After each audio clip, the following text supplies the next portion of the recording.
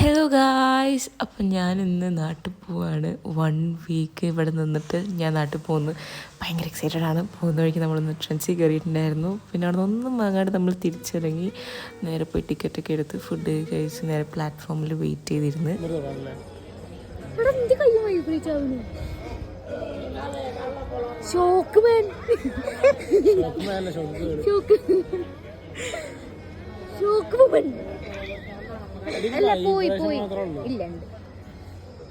എന്താ ഇഷ്ടമുള്ള ഫീൽ ചെയ്യണേ?